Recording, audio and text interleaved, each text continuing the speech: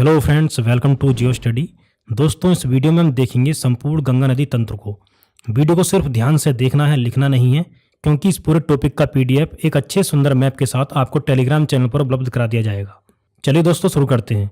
गंगा नदी भारत की सबसे लंबी नदी है, जिसकी लंबाई 2525 किलोमीटर है और यह भारत के 5 राज्यों उत्तराखंड, उत्तर प्रदेश, बिहार, झारखंड और पश्चिम बंगाल से प्रवाहित होते हुए बांग्लादेश में प्रवेश करती है और बंगाल की खाड़ी में डेल्टा बनाते हुए गिर जाती है।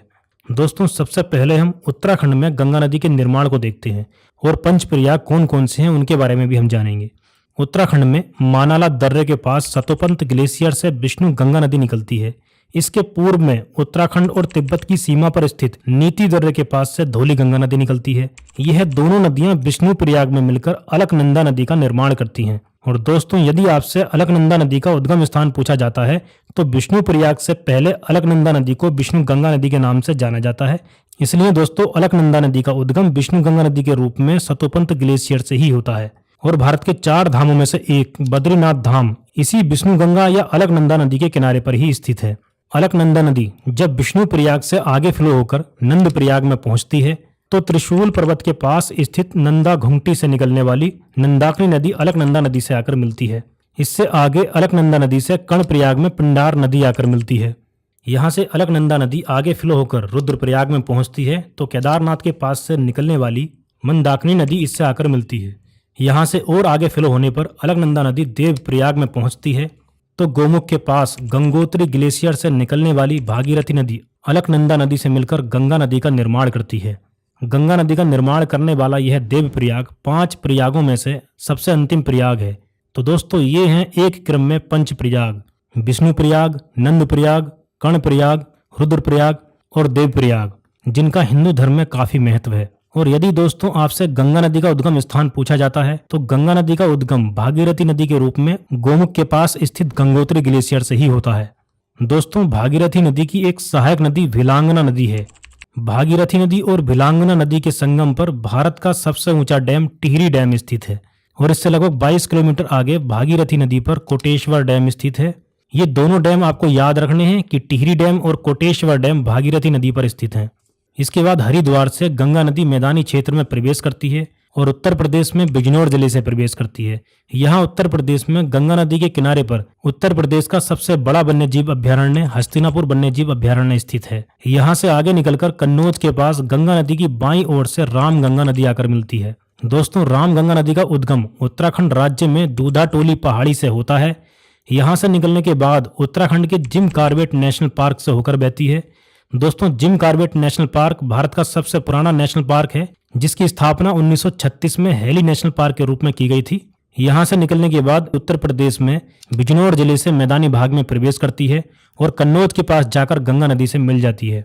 गंगा नदी जब यहाँ से आगे बहती है तो इस नदी के किनारे पर ही कानपुर नगर बसा हुआ है।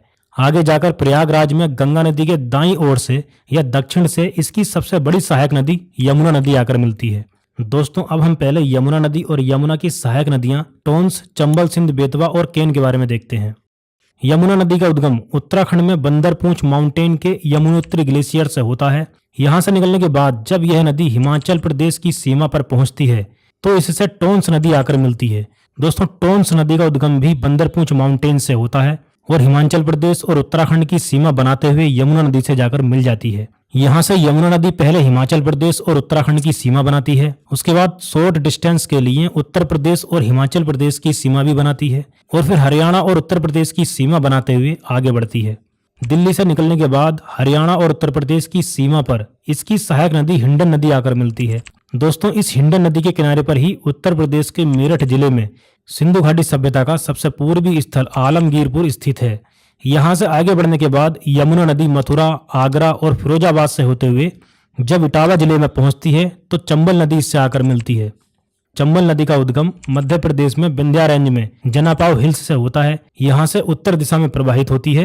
राजस्थान में प्रवेश करने से पहले सीमा के पास ही मध्य प्रदेश में इस नदी पर गांधी सागर डैम स्थित है और राजस्थान में प्रवेश करने के बाद इस नदी पर राणा प्रताप सागर डैम स्थित है। आगे जाकर चंबल नदी पर ही जवाहर सागर डैम भी स्थित है। इस डैम से लगभग 25 किलोमीटर आगे राजस्थान का एक प्रमुख नगर कोटा चंबल नदी के किनारे पर ही बसा हुआ है। कोटा में इस नदी पर कोटा बैराज भी बनाया गया है। दोस्तों, राजस्थान और मध्य प्रदेश राज्यों की संयुक्त परियोजना चंबल नदी परियोजना के अंतर्गत चंबल नदी पर ये 3 डैम गांधी सागर, राणा प्रताप सागर, जवाहर सागर और एक कोटा बैराज बनाए गए हैं। दोस्तों, इसके बाद विंध्या रेंज से निकलने वाली काली सिंध और पार्वती नदी उत्तर दिशा में प्रवाहित होते हुए चंबल नदी से आकर मिलती है। इससे आगे राजस्थान में अरावली पर्वत से निकलने वाली बनास नदी राजस्थान और मध्य प्रदेश की सीमा पर चंबल नदी से आकर मिलती है। इसके बाद चंबल नदी मध्य प्रदेश और राजस्थान की सीमा बनाते हुए उत्तर पूर्व दिशा में प्रवाहित होती हुई आगे बढ़ती है। आगे जाकर शॉर्ट डिस्टेंस के लिए उत्तर प्रदेश और मध्य प्रदेश राज्यों की सीमा भी बनाती है। उसके बाद पूरी तरह से उत्तर प्रदेश में प्रवेश करके चंबल नदी यूपी के इटावा जिले में यमुना नदी से मिल जाती है। उसके बाद मध्य प्रदेश में मालवा के पठार से सिंध नदी निकलने के बाद उत्तर प्रदेश में जाकर यमुना नदी से मिल जाती है। इसके बाद विंध्या रेंज से बेतवा नदी निकलती है और उत्तर दिशा में प्रवाहित होते हुए जब यह नदी मध्य प्रदेश और उत्तर प्रदेश की सीमा बनाती है तो इस नदी पर राजघाट डैम और माता टीला डैम बनाए गए हैं। बेतवा नदी उत्तर प्रदेश में प्रवेश करने के बाद हमीरपुर सिटी के पास यमुना नदी से जाकर मिल जाती है। दोस्तों, बेतवा नदी के किनारे पर मध्य प्रदेश में 2 फेमस वर्ल्ड हेरिटेज साइट्स भी मौजूद हैं, भीमबेटका रॉक शेल्टर्स और सांची बौद्ध स्तूप। इसके बाद केन नदी विंध्या रेंज से निकलने के बाद मध्य प्रदेश और उत्तर प्रदेश की सीमा भी बनाती है और फिर उत्तर प्रदेश में प्रवेश करने के बाद बांदा से होते हुए यमुना नदी में जाकर मिल जाती है और फाइनली यमुना नदी गंगा नदी में जाकर मिल जाती है। दोस्तों, गंगा और यमुना के संगम के बाद प्रयागराज जिले में ही गंगा नदी की दाईं ओर से एक सहायक नदी टोंस नदी आकर मिलती है, जिसको तमसा या तमस के नाम से भी जाना जाता है। दोस्तों, टोंस नाम की 2 नदियां हैं, एक उत्तराखंड में यमुना की सहायक टोंस नदी जिसको हम पहले देख चुके हैं और एक ये है जो गंगा नदी की सहायक नदी है।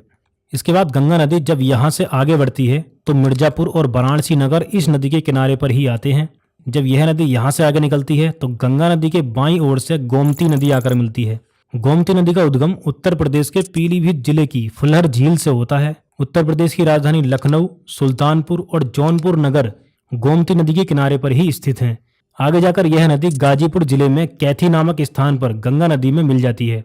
यहाँ से गंगा नदी जब पूर्व की ओर प्रवाहित होती है तो इसी नदी के किनारे पर गाजीपुर नगर भी स्थित है।